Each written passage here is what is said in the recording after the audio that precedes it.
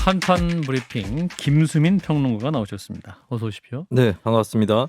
자, 국민의당 안철수 대표를 위원장으로 하는 대통령직 인수위원회 인선 윤곽이 드러났군요. 네, 그렇습니다.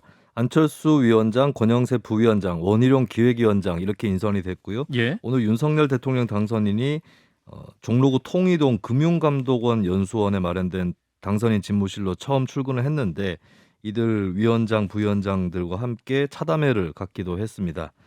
그리고 안철수 위원장은 코로나 비상대응 특별위원장 또 겸임을 하기로 했고요.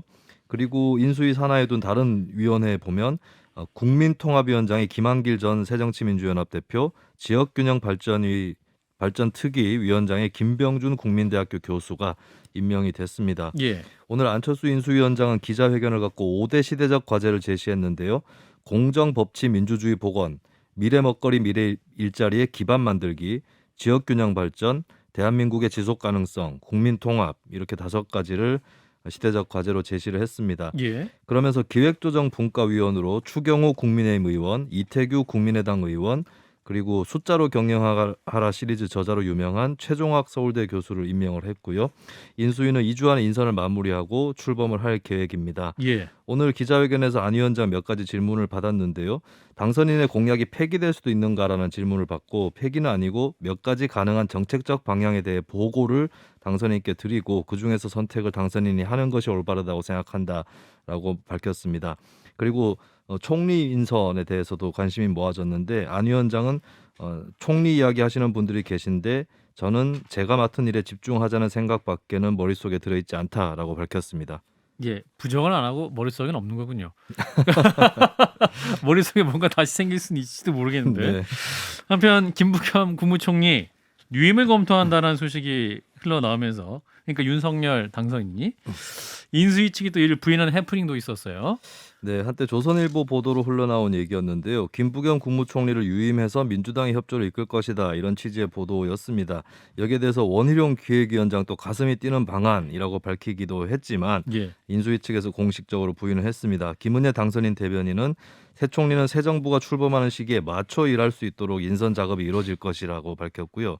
그리고 김부겸 총리 측도 불쾌하다는 반응을 좀 나왔습니다. 예. 매우 부적절하고 차기 정부 출범까지 인수위 인계 작업을 잘 마무리하는 것이 총리 측의 업무다라고 하는 그런 입장이었습니다.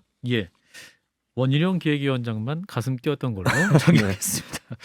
자, 한편 문재인 정부 내내 공석이었던 특별감찰관 내에서 당선인 측 입장이 나왔군요. 네, 특별감찰관이란 자리에 대해서 먼저 말씀을 드려야 될 것 같은데요. 대통령의 배우자나 사촌 이내 친인척, 청와대 수석비서관 이상의 인사들을 감찰하는 차관급의 정무직 공무원이 특별감찰관입니다. 예. 국회에서 추천한 2명 중에 대통령이 임명을 하도록 돼 있고 특별감찰관부 1명, 감찰 담당관 10명을 둘 수 있는 자리인데요.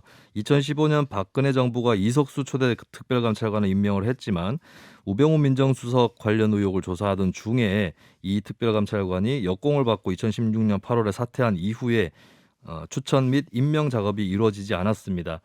그동안 국민의힘에서 특별감찰관 임명해야 된다는 입장을 계속 피력을 해왔었는데 예. 김은혜 당선인 대변인도 인수위원회 차원에서 논의되고 있다라고 밝혔고요. 또 당선인 입장에서는 특별감찰관은 부활하는 대신에 민정수석실을 폐지하고 그 산하 특별감찰반도 폐지를 할 것이다라고 공언을 했습니다. 민정수석실 폐지 이유에 대해서 윤석열 당선자 입장은 그동안 민정수석실이 검찰 통제라든지 반대 세력에 대한 통제를 해왔고 또 국민 신상털이 뒷조사 이런 것들을 벌였기 때문에 이런 잔재를 청산하겠다라고 밝혔습니다. 예. 자, 인수위 위원장단 인선 그리고 안철수 인수위원장의 기자회견까지 있었는데 어떻게 보셨는지 김성희 소장부터 말씀 주시죠. 예, 뭐 저는 기본적으로는 두 분 간의 단일화 약속에 이어서 하나씩 진행되는 모습이라서 예, 뭐 그런 대로 그러니까 그런 모습대로 평가를 하고요.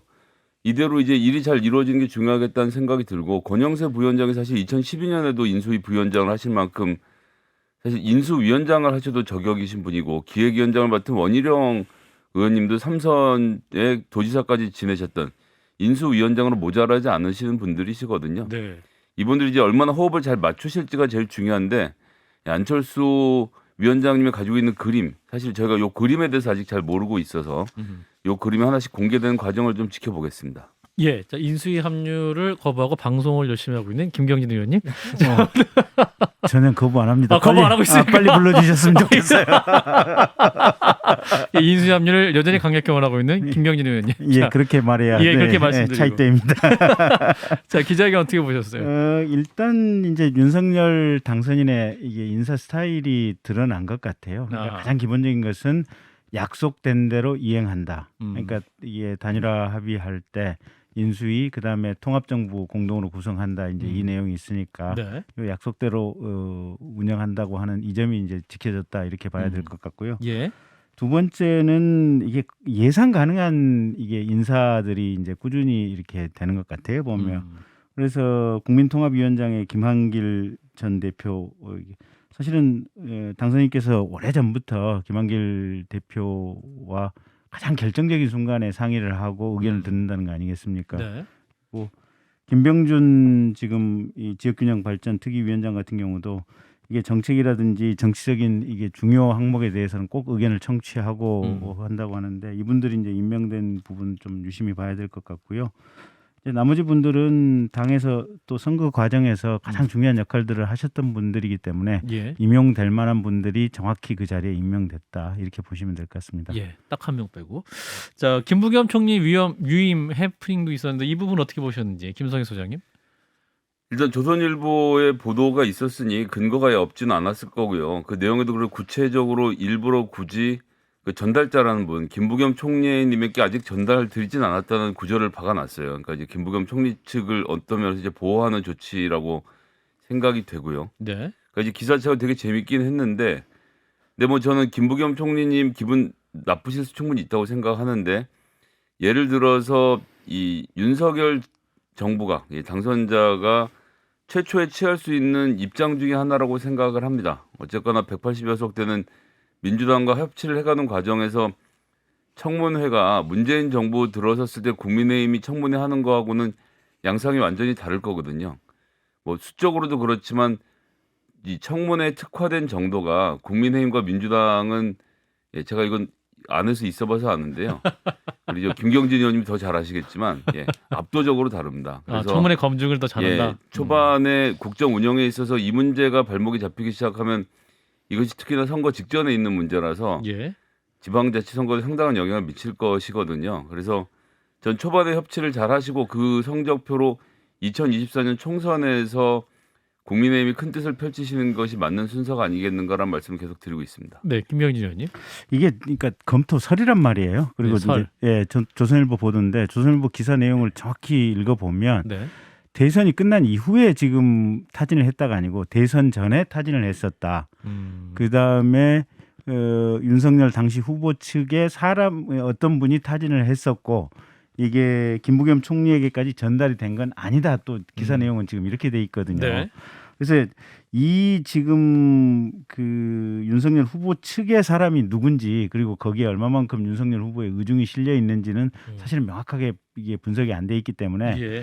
사실관계 자체가 조금 불분명한 측면이 좀 있는 것 같아요. 네. 그래서 여기에 대해서는 가능한 상상과 정치적 통합의 시나리오로서는 의미가 있지만 이 자체가 그렇게 분명한 얘기는 아니고 차라리 오늘 김은혜 대변인이 한 얘기처럼 네. 새술은 세부대라고 하는 얘기가 좀 더 분명한 얘기가 아닌가 저는 그렇게 보고 있습니다. 민정수석실 폐지, 이게 특별감찰관 부활 방침 이거 어떻게 보세요? 이거 이제 특별감찰관이 부활되면 공수처가 더 약화되는 거 아니냐 이런 해석도 있는데 이거는 공수처는 수사 기능이고요. 예. 특별감찰관은 말 그대로 감찰이거든요. 그래서 수사 기능은 아니다. 그러니까 둘 다 다르다. 다른 거죠. 다른 아. 거죠. 근데 오히려 지금 특별감찰관이라고 하는 데서 어떤 불법과 비리의 단초를 찾으면 공수처에 고발을 할 수도 있는 상황이기 때문에 네네. 큰 틀에서 보면 공수처의 수사 역량이 조금이라도 더 늘었으면 늘었지 마이너스 요인은 아니다. 지금 이렇게 봐야 될 것 같고요. 예.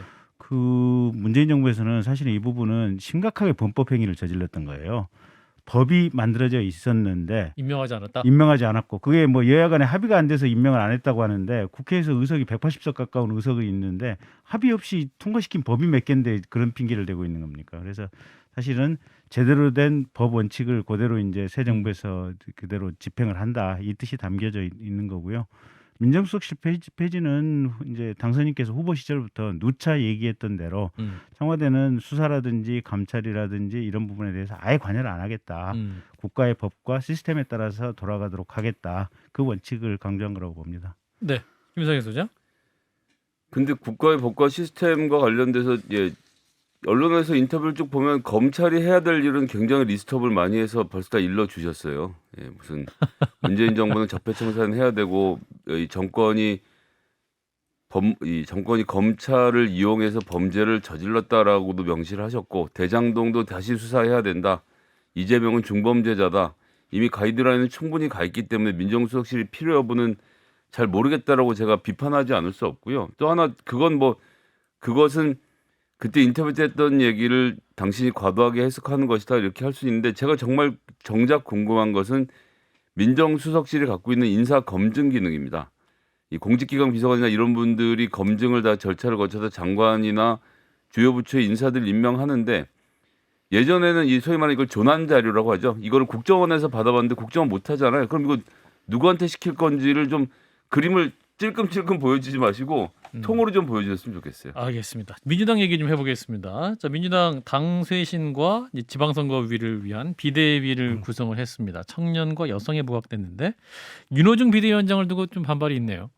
네, 비대위원장 인선부터 말씀을 드리면 추적단 불꽃 활동을 통해서 성착취물 제작 유포의 문제를 알렸던 박지현 씨가 비상대책위 공동위원장으로 인선이 됐습니다. 예. 그리고 민달팽이 유니온에서 청년 주거운동을 해온 권지웅 전 청년선대위원장, 광주선대위 공동위원장이자 청년 창업가 김태진 동네주민 대표, 기후 환경 문제 전문가로 꼽혀온 이소영 의원 등 30대 인물이 대거 포진을 했고요.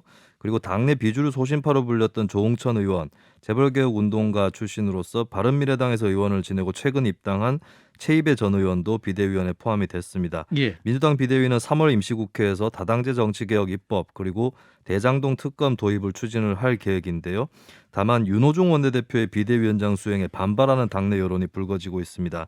김두관 의원은 대선 패배 책임자 중 한 명인 윤호중 원내대표에게 비대위를 맡겨서는 안 된다라고 주장을 하면서 더 나아가서 이재명 전 후보가 지방선거도 지휘를 해야 된다라고 밝혔고요. 예. 정춘숙 의원은 대선 패배의 책임을 함께 질 수밖에 없는 공동선대위원장이 비대위원장을 맡는 것은 극히 비상식적이라고 하면서 윤호중 원내대표의 위원장 인선에 대해서도 반발을 했습니다. 예. 민주당에서는 여성을 전진 배치하고 있는데 이제 윤석열 당선자는 이제 공약인 여가부 폐지 문제도 계속 관심이 쏠리고 있군요. 네, 윤석열 당선자는 여가부는 부처의 역사적 소명을 다했다. 김대중 대통령 시절 많은 역할을 해왔는데 지금부터는 개별적이고 구체적인 불공정 사례나 범죄적 사안에 대해 더 확실하게 대응을 하는 게 맞다라고 하면서 여가부 폐지 입장을 재확인했습니다. 윤 당선자 지지 활동을 했었던 이수정 경기대 교수도 여가부를 폐지한다고 여성 정책이 모두 사라지는 것은 절대 아니다. 부처를 없애는 대신 그 안에 있는 정책들을 모두 더 강화하는 방식으로 공약을 만들었다라고 밝혔고요. 예. 이에 대해서 반론도 나오고 있습니다. 청년정의당의 강민진 대표는 문재인 정권보다 더 나은 여가부를 만들어 젠더 갈등에 대응하고 성평등을 강화하겠다고 하는 것이 윤석열 정부의 소임일 것이라고 했고요. 정청래 민주당 의원은 정부조직법은 국회를 통과해야 한다. 여가부 폐지는 그리 쉽지 않을 것이라고 밝히기도 했습니다. 한편 최이배 민주당 비대위원은 성평등위원회를 만들 경우에 그 정도는 유연성을 가져야 한다고 생각한다. 이름에 얽매일 필요는 없다. 라고 좀 전향적인 입장을 표명을 하면서도 성평등 추진 정부 부처는 당연히 있어야 한다라고 밝혔습니다. 네. 여기서 민주당 공동 비대위원장으로 선임된 박지현 위원장을 만나보겠습니다. 위원장님 나와 계시죠? 네, 안녕하세요. 박지현입니다. 예, 감사합니다. 먼저 이번 대선 결과부터 좀 짚어보면 좋을 것 같습니다. 위원장님 어떻게 보셨습니까? 민주당의 패인 뭐라고 분석하십니까? 네, 아무래도 이번 대선이 정말 아쉬움이 많이 남는 그런 선거였고요. 예. 민주당의 여러 잘못들이 좀 누적된 결과라고 보여집니다. 지난 5년간 민주당의 권력형 성범죄나 부동산 문제 등으로 국민 여러분들께 좀 많은 실망을 안겼고 그것이 선거 결과로 나오지 않았나 이렇게 좀 생각이 듭니다. 예. 그런 의미에서 지난 5년간 내로남불이라 불리며 누적된 행태를 더 크게 기억해야 된다 이런 말씀도 하셨어요. 네, 제가 오늘 이제 모두 발언 때 좀 이야기를 한 내용인데요. 예. 총선을 통해서 국민분들께서 이제 180석을 민주당에게 만들어준 것은 일을 잘하라는 것이었죠. 예. 근데 이제 이 180석을 가지고도 계속해서 이제 일들을 좀 안일하게 해왔던 것은 사실입니다. 뭐 부동산 문제나 검찰개혁 문제나 정치개혁 문제나 어느 것 하나 좀 속 시원하게 해결하지 못했고 그럴 때마다 좀 이유가 많았다고 좀 보여지고요. 이 내로남불이라 불리기까지 누적된 것이 적지 않다고 생각이 들어서 지금이라도 좀 환기를 해서 분명히 쇄신을 해야 한다고 좀 생각을 하고 있습니다. 오늘 첫 이제 비대위 회의에서 안희정 전 지사 부친상 화환과 관련해 온정주의 뿌리를 뽑겠다라는 말씀도 하셨어요. 이제 민주당이 앞으로 좀 가장 반성하고 바뀔 부분은 뭐라고 판단하십니까? 원수의 부모가 좀 돌아가셔도 조문을 간다는 인식이 있다는 것은 분명히 이해하고 예. 이것이 도의라고 하시는 분들도 많고 네 맞습니다. 그런데 이 도의에 있어서 정치적인 해석의 여지를 줄 필요는 없었다고 보는 겁니다. 이 부분을 좀 세대 차이라고 여기실 수도 있는데 예. 뭐 할 수 있죠. 할 수 있는데 적어도 피해자에 대한 최소한의 좀 배려심을 가지고 좀 조용히 개인적으로 이제 방법을 좀 표현할 수도 있었는데 이제 아무래도 보여주신 그런 부분들은 관습적이었다라고 보여지고 다른 방법을 좀 찾아야 한다고 생각을 하고요. 예. 이렇게 뭐 화환을 보내는 것은 이 자체로 좀 정치적인 해석의 여지를 남겼다고 생각을 합니다.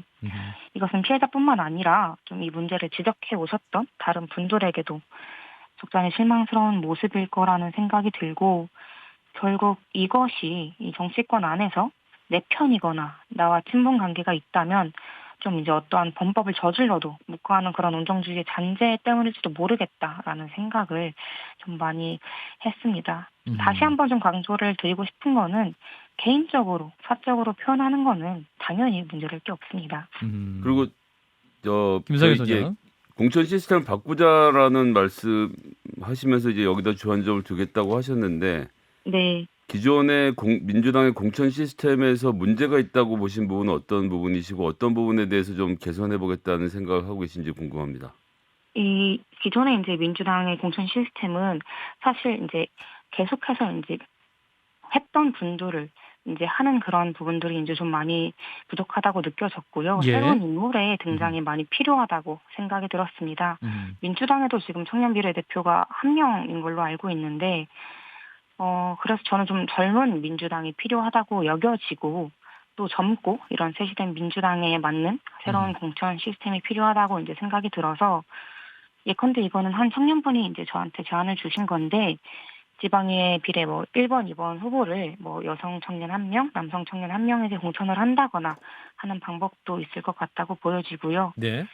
네, 그 안에 뭐 성비일 무관용이나 민주시민에 대한 이해 이런 보편적인 가치가 아무래도 무엇보다 좀 중요한 기준이 되지 않을까 싶은 생각입니다. 이런 가운데 이제 윤석열 당선자는 여성 할당제와 관련해서 실력이 우선이다 이렇게 말을 하고 있죠. 그 자리 나눠 먹기가 통합이 아니다라는 말인데 이런 말은 어떻게 들으셨습니까? 이제 윤석열 당선자가 실력과 경륜이 우선이다라고 말한 걸로 알고 있는데요. 네. 이렇게 되면 사회적 약자나 좀 다문화층 이런 다양한 목소리를 어떻게 들을 수 있을지에 대한 질문이 우선 좀 생기고요. 예. 윤석열 당선인이 말처럼 좀 자리를 나눠 먹는 게 아니라 자리를 잘 분배를 하는 것이고 이게 곧 정치 실력으로 이어지지 않나 싶습니다. 민주당은 쇄신을 통해서 잘 분배를 할 것입니다. 근데 이준석 대표 또 이렇게 반론을 합니다. 이제 소수자 정치로 선거 이후 활로를 모색한다면 민주당은 180석 정의당, 180석 녹색당이 될 수밖에 없을 것이다. 이렇게 비판합니다만 뭐라고 답하시겠습니까? 소수자 정치라고 하기엔 민주당의 입당 러시가 그것이 아니라고 이미 충분히 설명되었다고 생각을 합니다. 벌써 10만 명이 넘게 이제 선거 이후에 신규 입당을 했고 예. 계속해서 지금도 입당 문의가 빗발치고 있는 그런 상황입니다. 예. 앞으로도 이제 좀 정당과 정치는 하나의 목소리도 중요하지만 다양한 목소리를 품을 수 있는 봉지를 넓히는 일이 지금 정치의 핵심이 아닐까 그런 생각이 듭니다. 예, 말씀하신 이제 어떤 참여를 높이고 저변을 넓히려면 이제 정치 개혁, 정치 체제 개혁도 가장 중요할 텐데 네. 이제 이재명 후보가 대선 전에 약속했던 그리고 민주당이 약속했던 정치 개혁, 정치 체제 변화의 문제에 대해서 어떤 구상을 갖고 계십니까?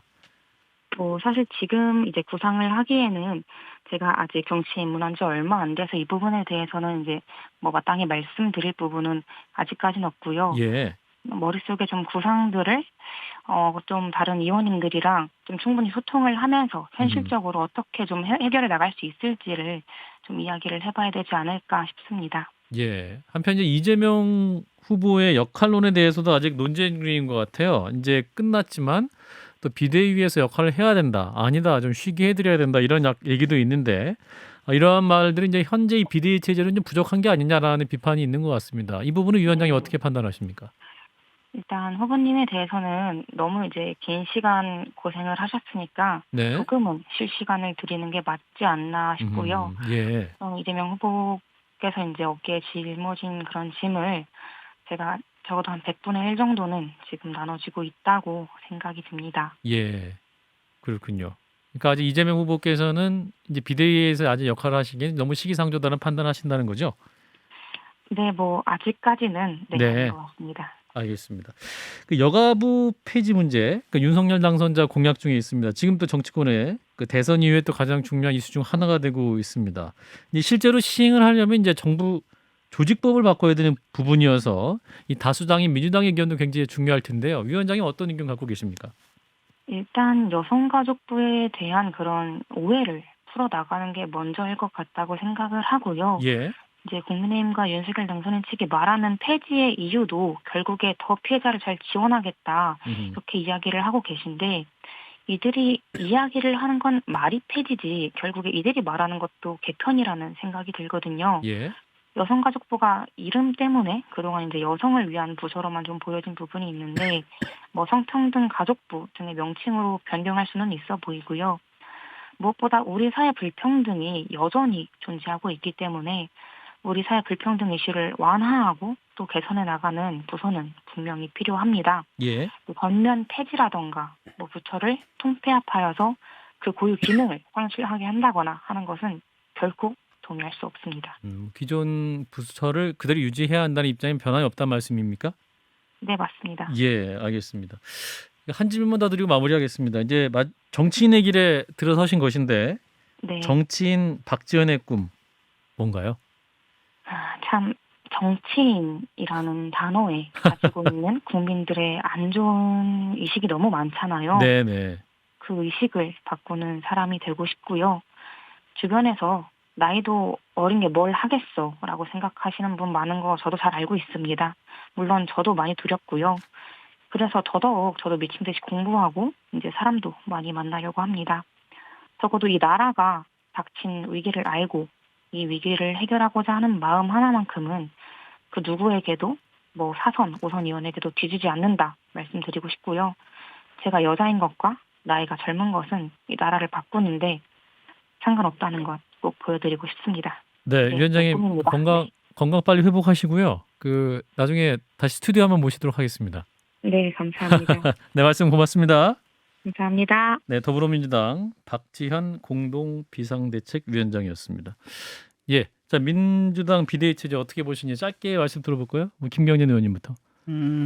비대위 체제는 잘 모르겠고 아니 최소한 분명한 건 지금 예, 우리 박지현 방금 비대위원장? 비대위원장님 인터뷰 한 10몇 분 하는 거 들어봤는데 네. 앞으로 정치인으로 대성하실 것 같은데요. 아 대성하실 것 같아요. 예. 보통은 처음 나왔을 때는 한 방향성을 굉장히 이제 강하게 강조하는 방식으로 자신의 존재를 드러내는 것이 통례인데 예.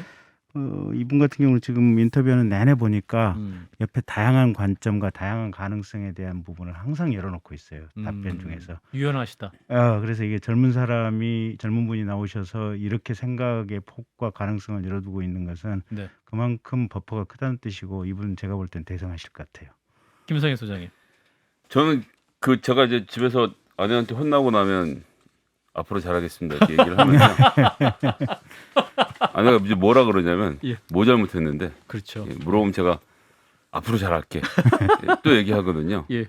그런 점에서 매우 아쉽다라는 말씀 드리겠습니다. 민주당이 지금까지 2018년에 70%가 넘던 여성의 지지율이 이렇게까지 급전직하했던 이유에 대해서 찾고 그때 책임에 대해서 더 묻고 뭘 잘못했는지 구체적으로 반성하는 게 중요한데 그건 다 덮어놓고 공동위원장으로 박지원이라는 어떤 상징적 인물을 모시고 온 것이잖아요. 네. 근데 이분이 지방선거를 책임질 수 있는 역량이 있느냐라고 하면 저는 그건 또 별개의 문제라고 생각합니다. 공천과 관련해서도 뭐 이제 그런 혁신을 하겠다, 청년 여성을 더 하겠다고 하지만 그것만 가지고 되겠는가라고 생각했을 때 지금 필요한 것은 민주당이 정말로 박지원 위원장이 모시고 올 만큼 본인들의 문제가 심각했다라고 생각한다면 구체적으로 무엇을 어떻게 잘못했는지 그리고 그 부분에 대한 상벌이 먼저 있어야 되는 거 아닌가라는 말씀을 드리겠습니다. 네, 김수인 평론가도 그 민주당 비대위 체제에 대한 평가를 좀 해주시죠. 잘 될 것 같으세요? 네, 비대위 인선 자체는 민주당이 부족했다라고 평가받는 청년 여성에 대한 보강이기 때문에 네, 네. 이 방법 자체는 뭐 정석이다라고 볼 수가 있겠죠. 다만 비대위라는 조직이 당의 정권을 갖고 당을 막 갈아엎거나 이런 것은 불가능한 것이죠. 그렇다면 예. 비대위를 받쳐줄 수 있는 흐름이 있어야 되는데 그 흐름이 갖춰졌다고 평가하기엔 굉장히 이르다라고 볼 수 있겠고 비대위원회 몇몇만 봐도 이제 당내 개혁 운동을 계속해서 벌여왔는가 이 문제에서는 아직까지 뿌리가 단단하게 내려가지는 못했다라는 그런 인선의 한계도 한편으로는 또 지적할 수 있겠습니다. 네, 이 비대위 체제 한 1, 2년 더 봐야지 제대로 작동할 수 있지 판단할 수 있을 것 같다라는 좀 말씀이신 것 같아요. 네, 여기까지 보겠습니다. 김수인 평론가 고맙습니다. 예, 고맙습니다.